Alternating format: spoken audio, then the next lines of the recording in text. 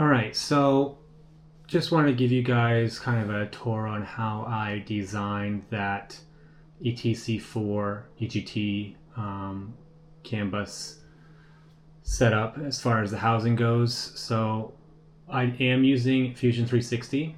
I'm not a complete expert with this software, but I'm proficient enough to get a pretty good understanding of kind of how to manage it. So moving on to the first step. Here, basically what I did is I created a sketch on the general layout of what I wanted this to look like. This is where that module will sit, and these are the mounting tabs and the holes as far as how they mount to the car.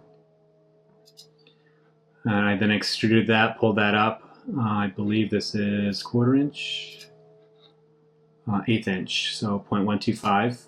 That kind of gave me base foundation as far as kind of how to build the walls and how thick I wanted it. Next up, I started to build the center section, so I just extruded that up a little bit further. What am I doing here? Oh, I rounded the corners as I wanted those. So basically started off square and then rounded those corners.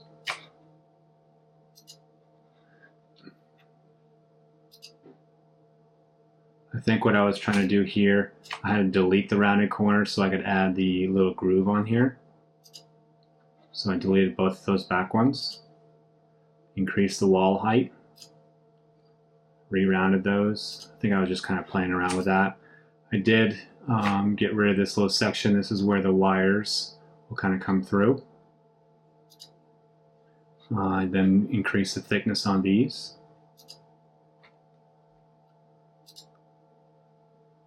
I created a new sketch, which is, oh, I gotta put all these on. So right here, this is where I started creating the cover. That's sketch 5. What did I do here? Oh, down here I started to modify the edges so that way it has like a little shelf to slide into. So I'll go back and I'll show you right there. I just kind of brought down this section here. And I started to create the top cover. So you can see basically all inside. Still got my sketches outlined. And what did I do here? Oh, basically what I did was on these bottom walls, if you click down here, you can essentially extrude this up and then have it joined to the top cover. So when you go to extrude it up and you deselect the body, it'll be just that top portion, and you just hit join and it'll create those walls. So that's what I did here. So that's why it's closed off. I did bring these down a little bit because they were a little too thick for me. I'll get the next sketch, which I think, yeah, this is where I'm adding those little grooves essentially to the side of this, so that way you can slide on it. And on the other side here, I got it here also. And then you'll see here's the circles, that's on the cover. So, not sure why I have 2 of them here. I think I eventually deleted one of those. So let's go to the next one. Oh. Go back. I think it's on the body that we're working on right now. So next. Yeah, I see. So I basically pulled that out, and that's what created that groove. And the next one will be on this side. Pull that out. So basically just click this little circle here, press it, pull, and pull it all the way out so you can create those grooves.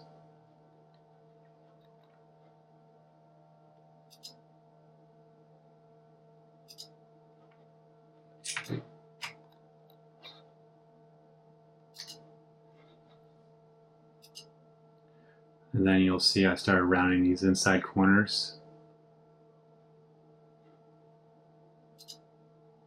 Rounded that. Here, let me get rid of these sketches so you can see it a little bit easier. Just rounded those walls. Create the next sketch, which is right here. Just kind of creating this little line so that way I can pull that upwards.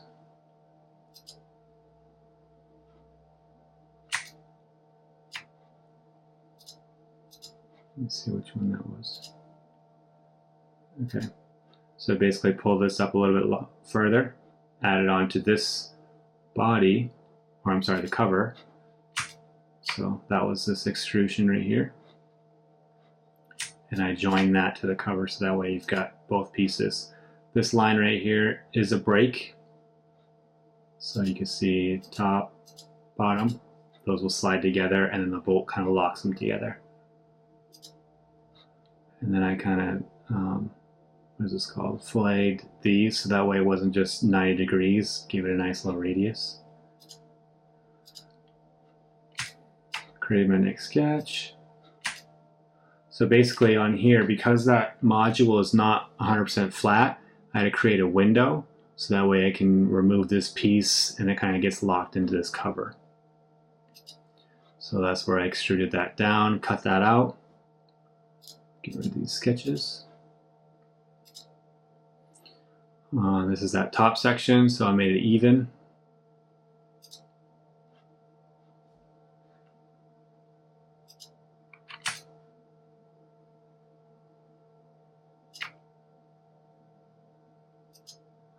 Okay, so with these ones, what I did was I just kind of moved the walls outwards just a little bit to give me a little bit more room for that module, because when I printed this out originally, it was a little too tight for my liking, so I just gave myself a little bit of wiggle room on that. I believe that's for the other wall, yep. So we got both walls, and then the back, and then I believe the top.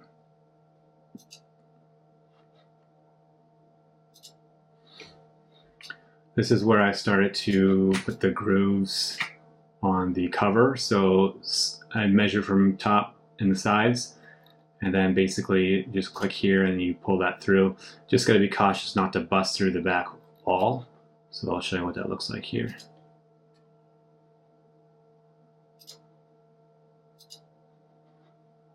Back up. I created the one on the other side also, and then you basically just kind of pull that through that way, and then next on this side,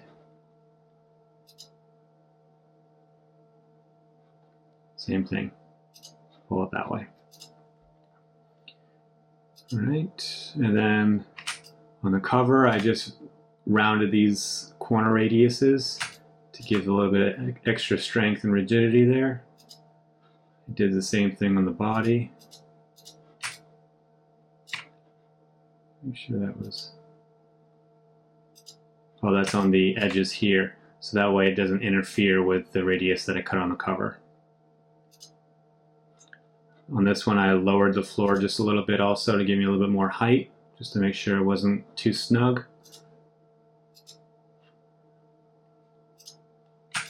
I moved the walls just a little bit more. Created my sketch. So essentially what I'm doing here is adding some lips for the cover to kind of press into.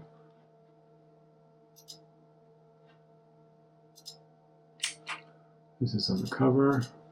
So I basically filleted, gave it a nice radius all around on that. Pull that up just a little bit.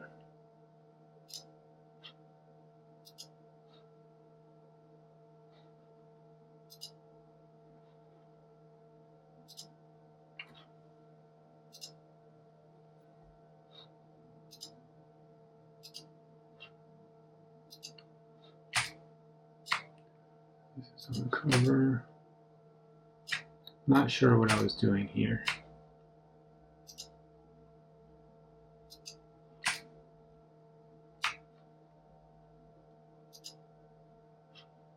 So the next sketch.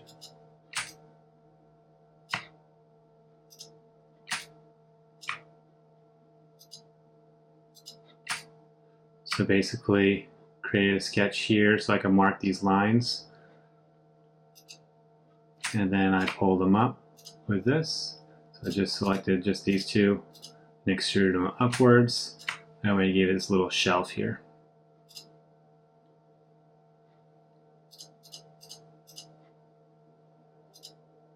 Then I rounded those edges. Kind of push these in here just a little bit, so that way it gave me a little bit of relief, so that way the cover wasn't dragging on them. And then I drew a sketch on the cover itself. This is where I'm starting to outline where the bolt's going to be. I just wanted to make sure that I wasn't going to run into the edges. I wanted to make sure it was nice and centered.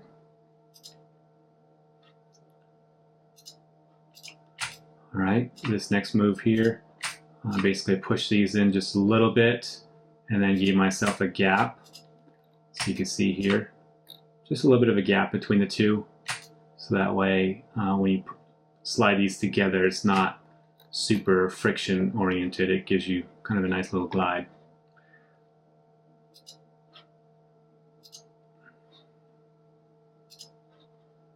All right, and I believe I started to make the hole on this side.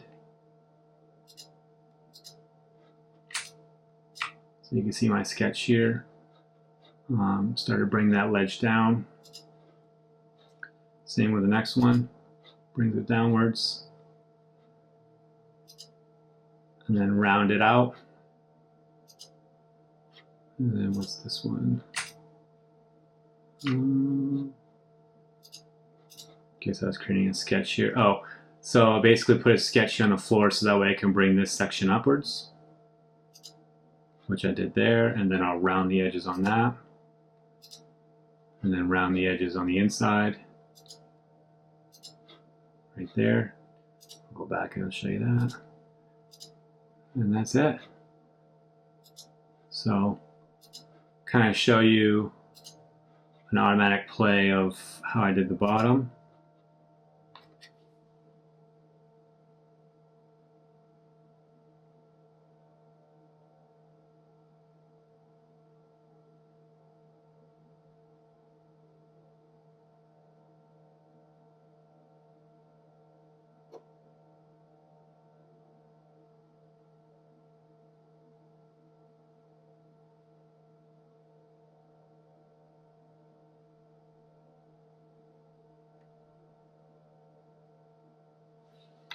And that's basically what it looks like assembled.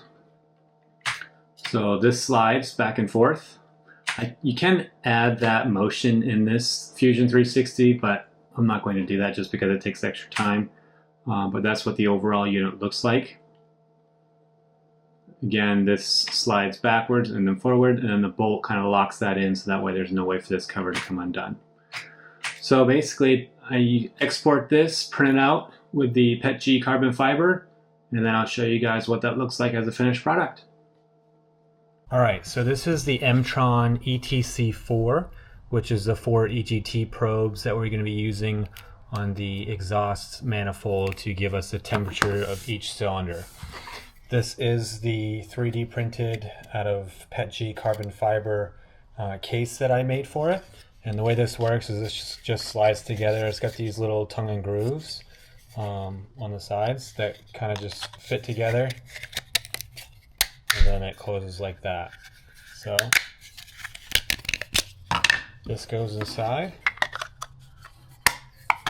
It's a very tight fit there. Fits nicely down here also. And then the cover slides over it. And then I've got my through holes there that mount in the engine bay, and I'll show you where that bolts to the side. Alright, so now that I've got this all put together, I am reusing this bolt hole that was already there. I did drill a hole and put a nut cert in there, so now I can just kind of put this together. I got some spacers on here to even out the mounting, just because it is tilted just a little bit.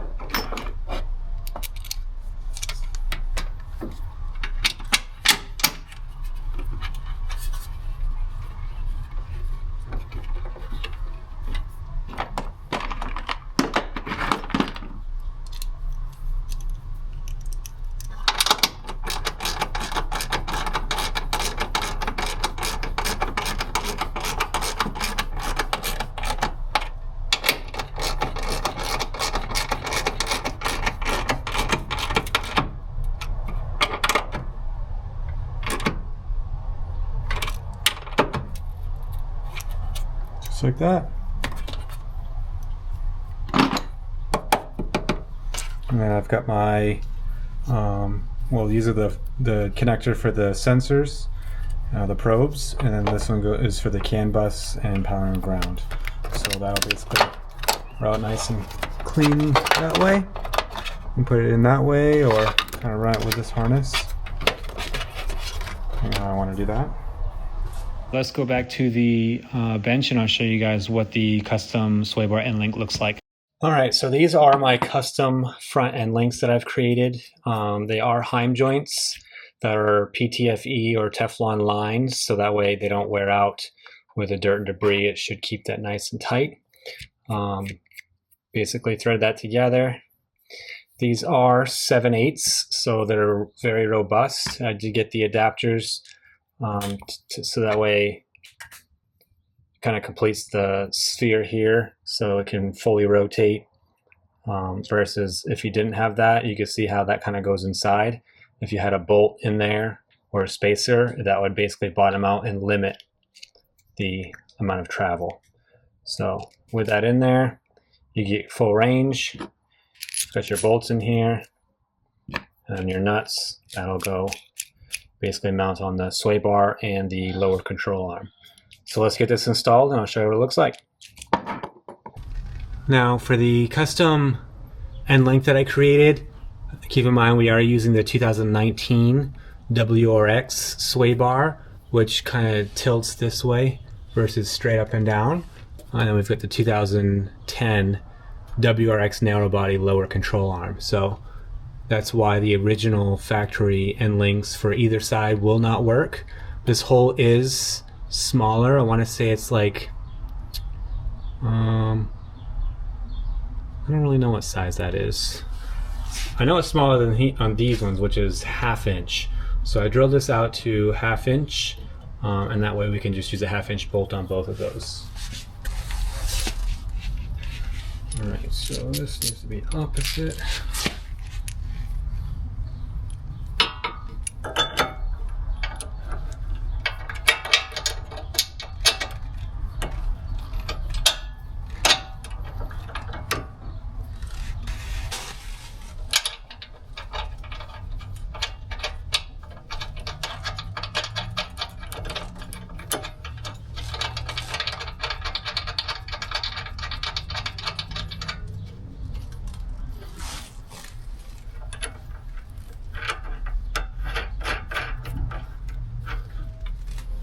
Probably get a little bit longer bolt for the top one, but as you can see,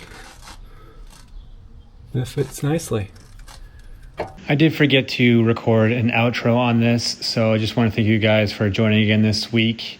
I know it was kind of a little bit of a gap since my last video. I know last week I did re-upload that video after I got rid of the music. I have been working pretty hard on wiring up the ECU. There's a lot of wires that are involved in that, but I'm hoping to get that finished up shortly so I can release that video and walk you guys through exactly what I needed to do to swap out the stock ECU for the M-Tron. As always, please make sure you like and subscribe and leave a comment below if you guys want to see anything different, and I'll see you next time.